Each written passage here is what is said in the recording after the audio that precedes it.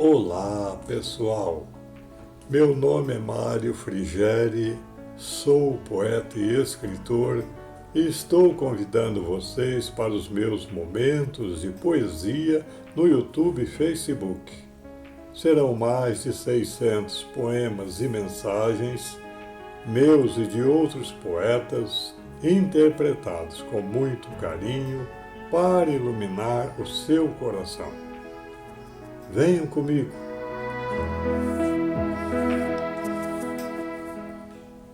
Da Caverna à Vida Eterna 12.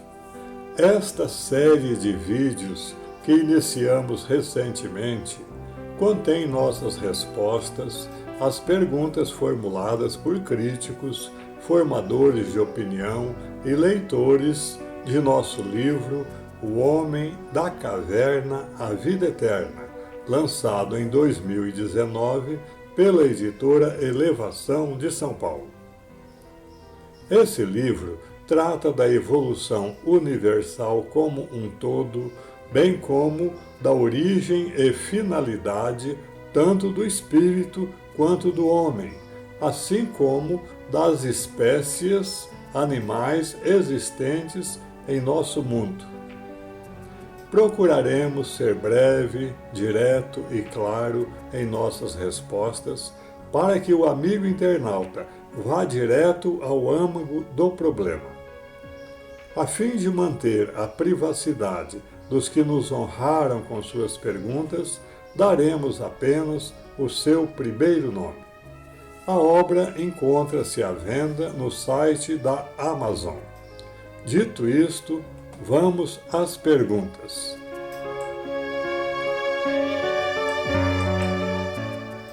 Pergunta número 28. Eu e meu pai lemos seu livro em 30 dias. Ele levou 18 e eu levei 12. Meu velho não quis fazer comentários, mas eu fiquei com algumas dúvidas, principalmente em relação à criação do universo. Poderia explicar melhor essa parte de seu livro? Edarildo E.S. Júnior. Resposta. Apesar de seus avançados cálculos matemáticos e do sofisticado desenvolvimento tecnológico atual, não é nada conclusivo o que é ensinado hoje pela ciência a respeito da origem do universo. Sua teoria mais aclamada, que recebe o nome de Big Bang ou Grande Explosão, não parte da criação original, ou seja, da estaca zero, mas da expansão do cosmos de algo que já existia antes do início. De acordo com formulações científicas do último século, há aproximadamente 13,7 bilhões de anos, todo o universo que conhecemos, e que é apenas uma fração do universo total, estava comprimido num único ponto de raio zero, uma espécie de átomo primordial ou ovo cósmico. A partir desse ponto cego, ocorreu o Big Bang, espalhando sua matéria-prima de forma esférica e numa velocidade inconcebível em todas as direções. Nossa Via Láctea é constituída por cerca de 100 bilhões de estrelas e mede aproximadamente 100 mil anos-luz de diâmetro. Um ano-luz é a distância que a luz percorre em um ano à velocidade de 300 mil quilômetros por segundo. Ela se encontra em lenta rotação e entre as estrelas de um de seus braços espirais está o nosso Sol, um astro humilde e amarelado de magnitude 5, orbitado por 8 planetas, já que Plutão foi rebaixado do Clube dos Grandalhões. E para falar de novo em bilhões, há cerca de 100 bilhões de galáxias irmãs da nossa que podem ser vistas com os telescópios atuais. Dissemos que a grande explosão partiu de alguma coisa que já existia e não da estaca zero. Esse é o nosso universo conhecido, apenas um pixel na tela da grande criação. Para entender melhor como é infinita a obra de Deus, imagine-se em passeio pelo campo num anoitecer encalorado, apreciando alguns milhares de vagalumes piscarem suas luzinhas numa espécie de lençol ondulante sobre a imensa campina. Se você imaginar que cada piscadela é um Big Bang, então já começou a compreender os sistemas de universos que existem no universo. Falamos da teoria da grande explosão, mas há outras teorias científicas a respeito da formação do universo que também têm seus defensores entre os cientistas, destacando-se a teoria do universo oscilante eterno. Essa teoria diz que nosso universo se expande e se contrai em seguida para se expandir e se contrair de novo, como se fosse a respiração de um imenso pulmão cósmico a resfolegar eternamente. É de observação comum que, da maioria das teorias que se contrapõem, quer seja no campo científico, filosófico ou religioso, cada uma só capta, em geral, uma parcela da realidade. Se forem trabalhadas com inteligência e não com espírito de exclusão, é possível elaborar uma nova teoria mais completa e convincente, assimilando e unificando os dados corretos das anteriores. Dessa constatação lógica resulta que, como os próprios cientistas sabem, nenhuma das teorias que tratam da origem e desenvolvimento do universo está totalmente certa ou totalmente equivocada, mas cada uma apenas tangencia o problema cuja solução, por enquanto, paira acima das indagações intelectuais do homem atual. Haja vista a teoria da relatividade de Albert Einstein e a física quântica de Niels Bohr. Elas se estranham em vários aspectos, mas se completam em outros. É comum atribuir-se à ciência o que dizem os cientistas, o que não deixa de ser uma temeridade. A ciência não diz nada. Ela é uma abstração. Seria, de forma geral, o conjunto das academias, sociedades e revistas científicas. Os cientistas é que expressam convicções e colorações ideológicas diversas. Lembrando sempre que a ciência não é estática, mas dinâmica. E, ao contrário das religiões sectárias, está permanentemente aberta a novas ideias, como bem o afirma o físico norte-americano Leonard Mlodinow. A princípio, a ciência só considerava reais os objetos visíveis, palpáveis. Depois, ela passou a aceitar campos de força intangíveis, átomos, invisíveis e até quarks, que jamais serão observados. A ciência está aberta para aceitar novas verdades. Ela só se recusa a admitir falsas verdades. Em O Livro dos Espíritos de Allan Kardec, encontramos a informação de que o universo, conhecido por nós, foi criado por Deus, ou seja, teve um início, não existe de toda a eternidade. As entidades espirituais esquivam-se a fornecer detalhes sobre o modo de como se deu o início da criação. Umas porque realmente não sabem, e outras porque talvez saibam, mas não devem isentar o homem da parte que lhe cabe na pesquisa e compreensão do princípio das coisas. Não obstante resumirem o começo de tudo nas belas palavras de Moisés na Gênese, abre aspas, no princípio criou Deus o céu e a terra, fecha as aspas.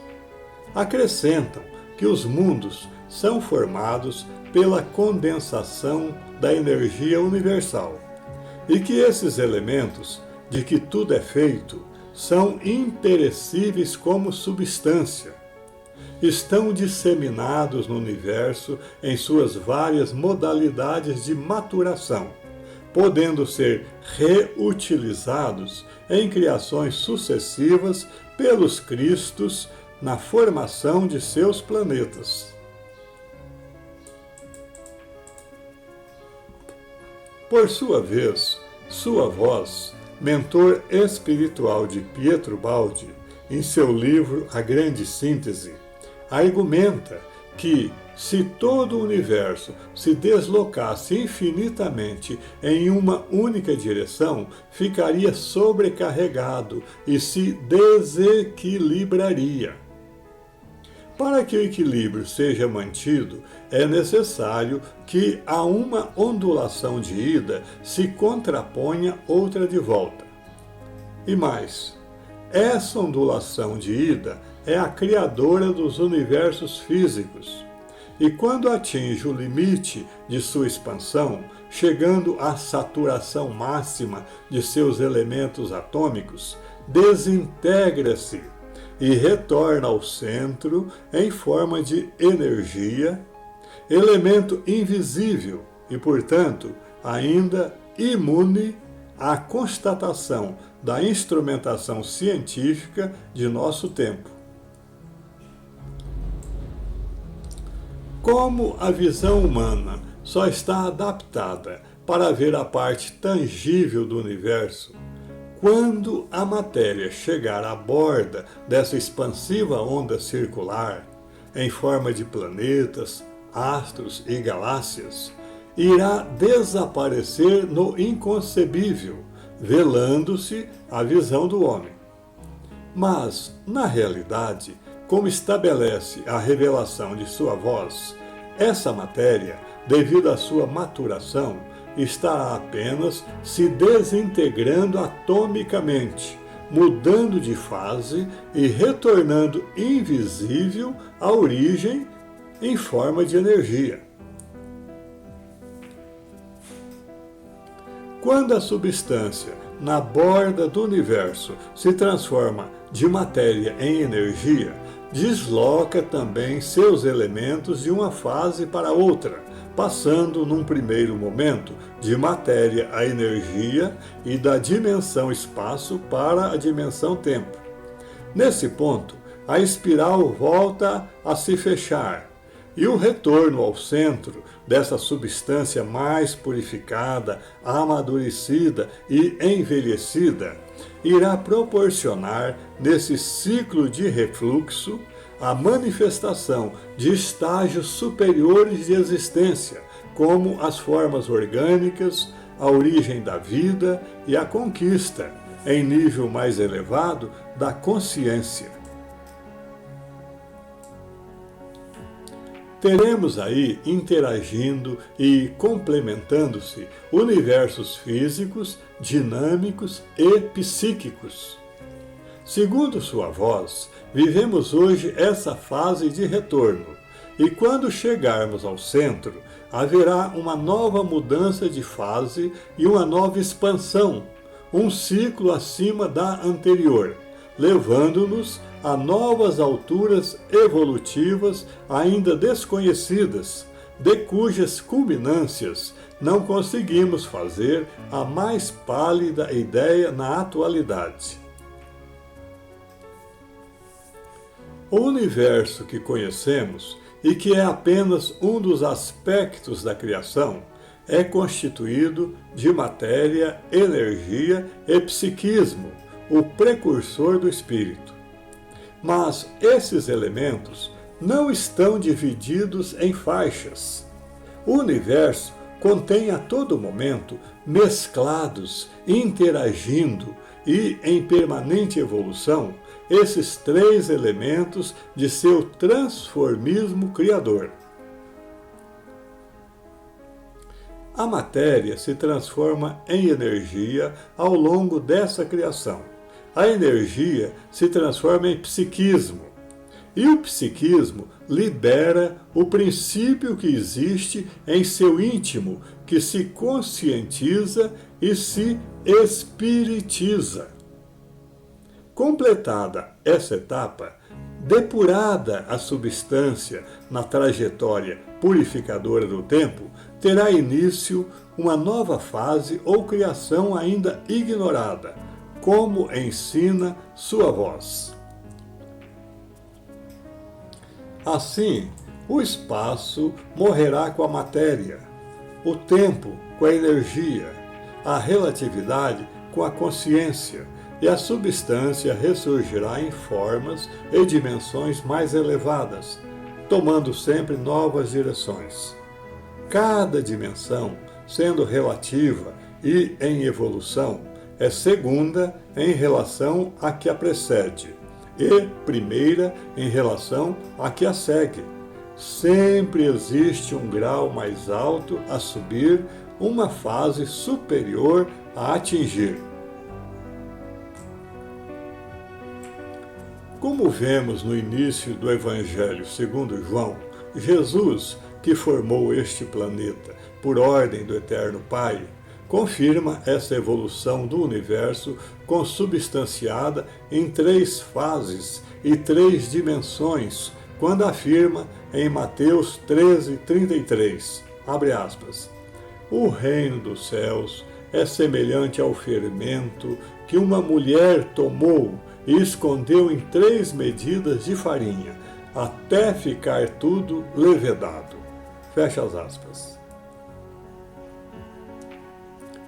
Devemos entender por reino dos céus a finalidade, o ponto de chegada, a plenitude, o objetivo visado pelo evolucionismo universal. Por fermento, o impulso interior que leva a substância a evoluir, a amadurecer, desabrochar e se tornar consciente no espaço e no tempo. Por mulher, a Mãe Divina, ou seja, Deus, segundo a simbologia oriental empregada pelo Divino Mestre.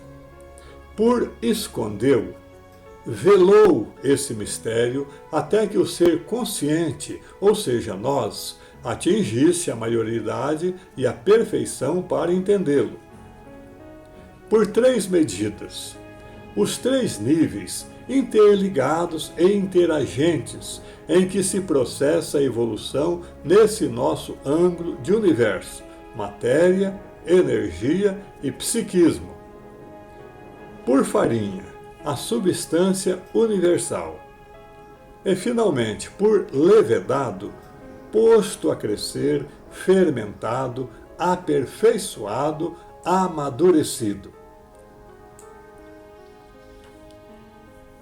Se o amigo internauta deixar de ver o Cristo apenas sob o seu aspecto religioso e acanhado, pelo qual tem sido visto pela quase totalidade do gênero humano, e começar a vê-lo em seu esplendor solar de Filho de Deus, como o maior físico, o maior químico, o maior biólogo, o maior cientista, o maior filósofo, o maior psicólogo, o maior estadista, o maior político, o maior educador, o maior libertador de almas de todos os tempos, então começará a ter uma tímida ideia da entidade sublime que das esferas resplandecentes deste planeta está governando amorosamente os nossos destinos. Nenhum gênio terrestre, por maior que seja, habitou, habita ou habitará a Terra sem ter antes recebido o aval ou visto de entrada de seu fundador e a ele estar subordinado.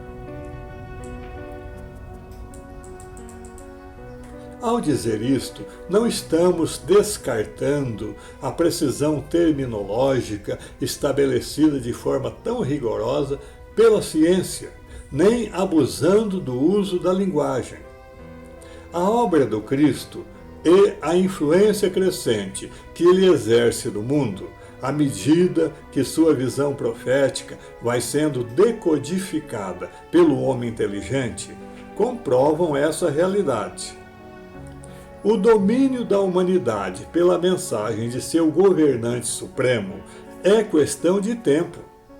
Vejam a sábia lição do espírito Émile Littré, em mensagem dirigida a seus irmãos terrenos e que transcrevemos aqui de forma livre. Jesus há de ser a figura culminante no plano físico, porque é a figura culminante no plano espiritual.